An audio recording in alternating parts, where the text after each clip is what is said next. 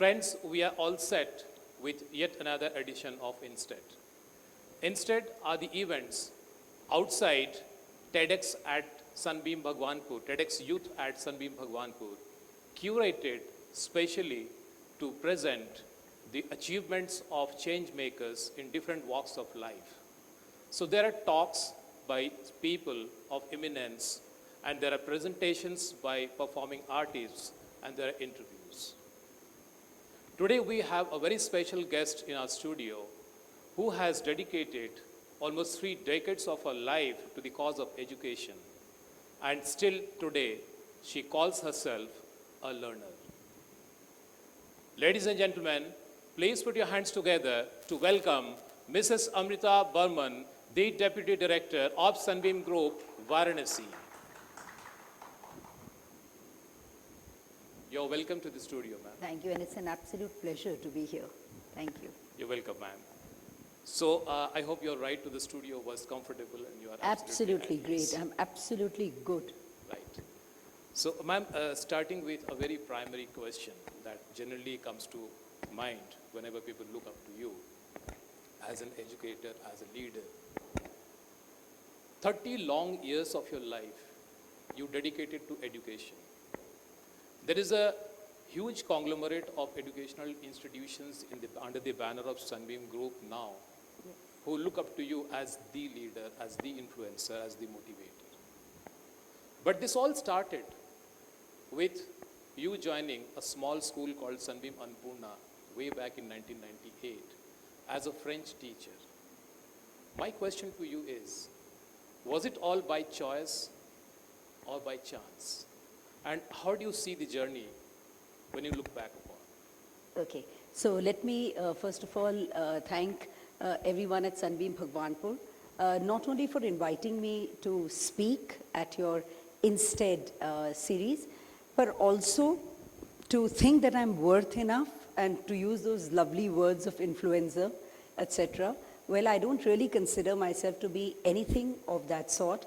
I am still, and I always keep, claiming that I'm still a learner, like I think most of us are. And I think most of the teachers and the teaching fraternity think of themselves as like that, because that's how we are in our classrooms every day. Another correction is that I joined not first Sunbeam Annapurna, actually that was the third of my Sunbeam branches.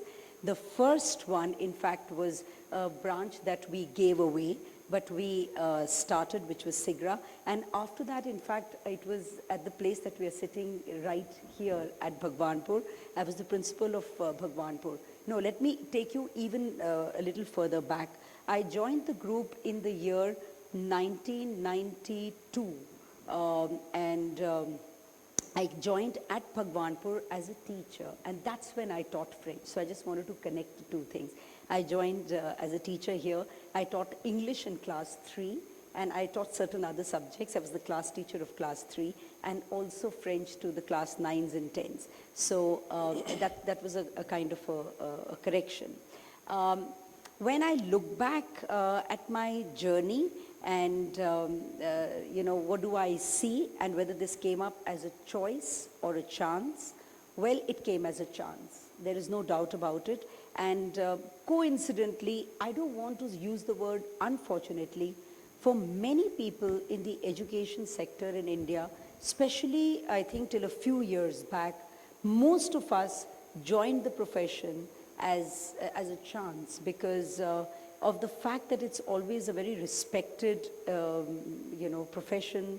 So people tell their daughters-in-law and their daughters, look, teacher ban jao, because it's a good place to be in. You're going to be safe, you're going to be amongst children and stuff like that. So many girls and young boys join this profession more by chance. The beauty of this profession is that it actually saps you in, brings you in, sucks you in, if those are those right words to use, because you fall in love. Children are such magnets. Making a difference in so many people's lives is such a magnetic pull that you actually change what you take up as chance as your choice. So I have seen a lot of teachers, many who have come into this profession by chance but have made it their choice. So when I look back, it's a journey of fulfillment, it's a journey of, I don't know, it just makes you feel good. When you turn back and see the things that have changed, how things have progressed, it just makes you feel at peace with yourself because you feel you've made a difference in a number of people's lives. So that's just to answer your question. Thank you so much, ma'am. That's quite a revelation, no doubt. You started your career as a teacher, as you rightly said right now, and you are in a leadership position today. As I rightly said, you are in a position to influence people and to motivate people. To start a career as a teacher and then going up in the ladder and becoming a leader in the education fraternity, how does the teacher's profession add to your experiences? Because when you go up, then again you need to get connected to the teachers and you need to train them, you need to understand their problems, you need to solve a lot of issues. So, having worked as a teacher or directly joining a leadership position, how do you see the difference in between? I'm sure a lot of teachers are watching this event and I'm sure that they would be benefited by your answer. Right. So I, coincidentally again, I didn't have a very long stint as a teacher. My stint as a teacher per se of taking a class and things that it's very difficult being a teacher, let me tell you. It's just not an easy job at all. So, the kind of work, your corrections, your attendance registers, your planning on for so many classes that you have to take, your designing, etc. of your lesson, it's tough. So I did that for comparatively a very short stint. I was lucky, maybe not very lucky, when I look back, I feel, of getting into a leadership position comparatively quite early in my career. Now, what was the benefit of that? What was not really good with that? Well, the benefit of that was obviously I got a position pretty early. But the problems of not being a teacher for a long time is that the experience that I possibly needed to be a teacher and then come to a leadership position was also not there behind me.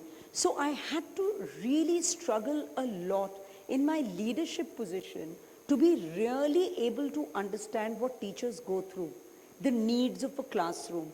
I had to do a lot of research, had to start taking classes occasionally, connecting a lot with the teachers to find out where the shoe pinches them, where's the pain, where's the problem.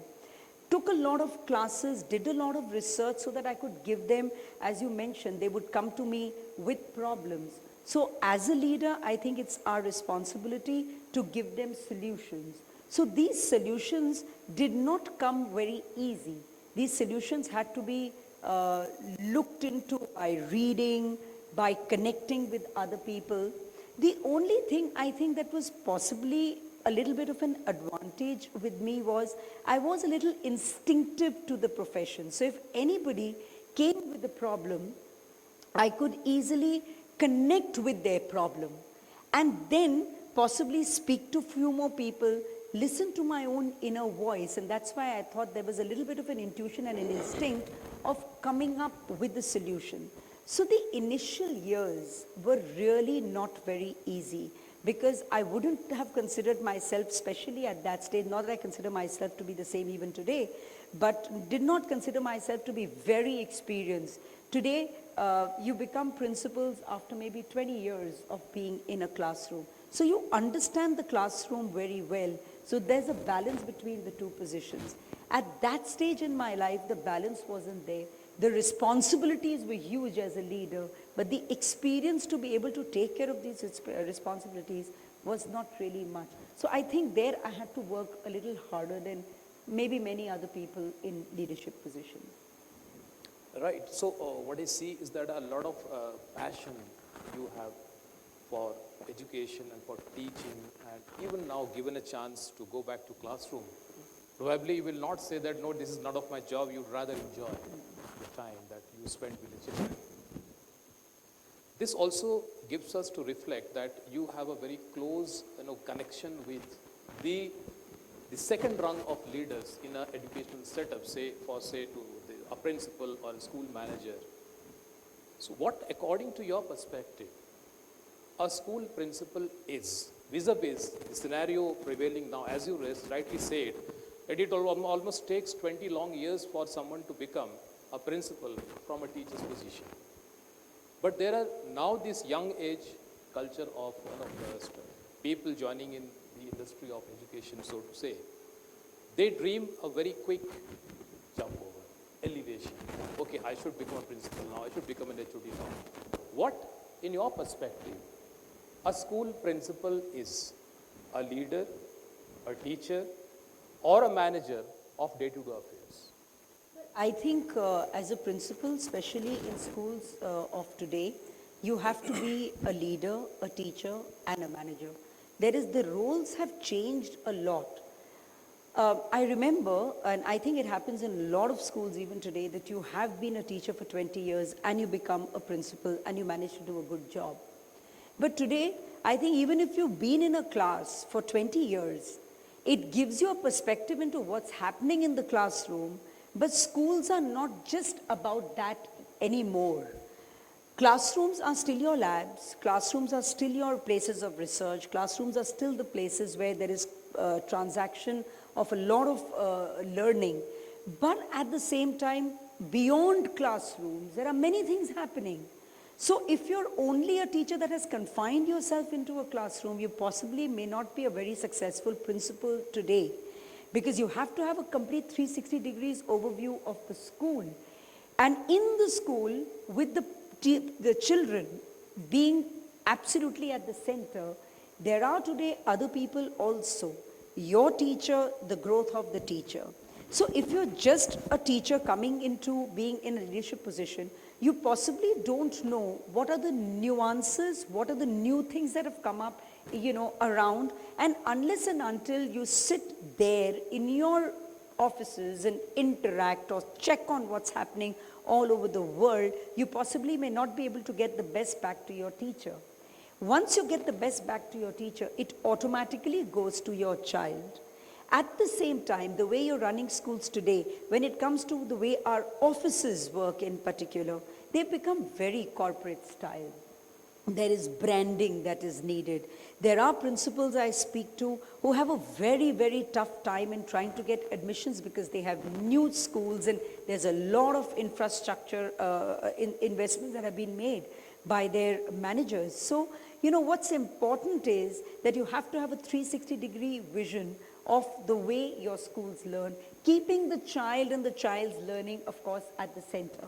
Which means that everything you do, whether it is investing in your teachers, whether it is investing in your academic heads, etc., finally, how is it impacting your child? That is to be kept in mind. So I think it's very corporate, but this corporate culture, I feel, should be left only to the offices. It should not come down to the children, because when it comes to the children, with new influences and new methods, what you do with the child still remains the same as it was years back. There has to be learning of the child every day in your classroom and beyond your classroom. That has not changed. The way you bring things to the child has changed. So I don't want that corporate culture to come when it comes to your classroom, but the corporate culture has to come the way your offices work. So as a principal and as a leader, keeping a balance between all these different environments is very important. And I think if you don't manage to do it, frankly, it's very difficult to survive in progressive schools today. Very aptly put together, ma'am. You are 100% right when you say the corporate culture cannot start influencing the education inside the classrooms as such. That still remains education. Now, there was a time when pedagogy was ruling the schools. The schools used to decide a curriculum, there is a timetable, there is a set pattern in which education and especially the classroom delivery is happening. Now, the culture of heutagogy is coming up.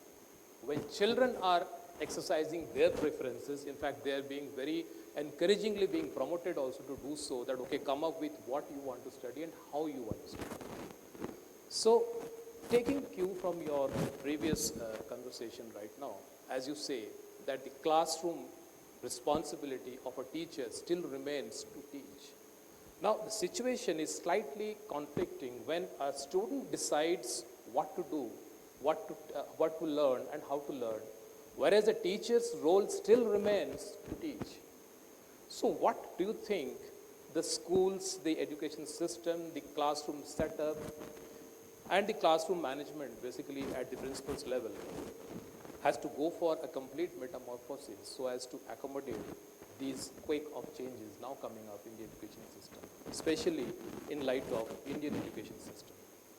So, when you talk about pedagogy now not being important, I kind of disagree. Because pedagogy, obviously, it's all about the science of teaching children. And when it comes to pedagogy, it still rules and still should rule. The only thing is the way we used to transact this pedagogy in the class. I remember when all of us were in school, and possibly me a little earlier as a generation, we were all in schools and we were never given a voice. Nobody asked us whether this is really good for you. Nobody analyzed, forget about asking us, even if that democracy didn't exist in the classrooms. Nobody also, I think, really analyzed whether what they're teaching had any impact on the child or no. So the pedagogy was not correctly transacted, is what I say. Now things have changed. The children find a voice in the class. When the children find a voice, I think your impact of what you want to teach is better. So if you have really planned on what you want to teach, the first thing you have to keep in mind is what am I expecting my child to know, my outcome. So when I know the outcome and I have planned my teaching, and after I have transacted, if I don't ask my child or analyze in an assessment pattern what my child has really understood and change the way I've taught for him to understand better, the transaction of teaching learning doesn't happen. So what's important is to find out from the child while we teach, throughout, whether it's working well. When we say children's voices, now what does children's voices mean? It can be very misunderstood, like you just mentioned, it's actually not to be misunderstood, it's the way it should have always been.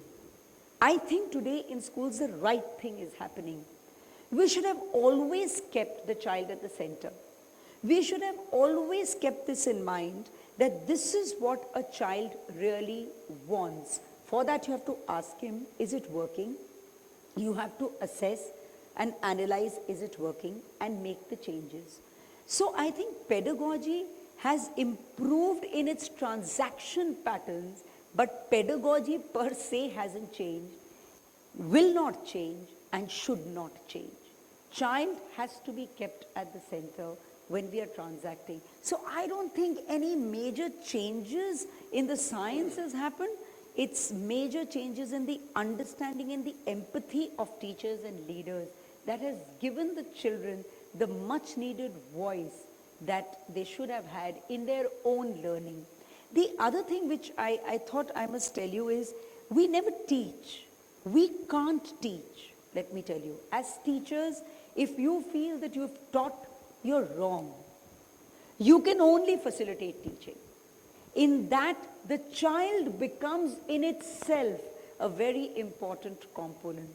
Because only if the child is ready to learn can you teach. I can come into a class and give a lecture and do my best and go away, and the child remains at the point where he started if he's not interested in learning.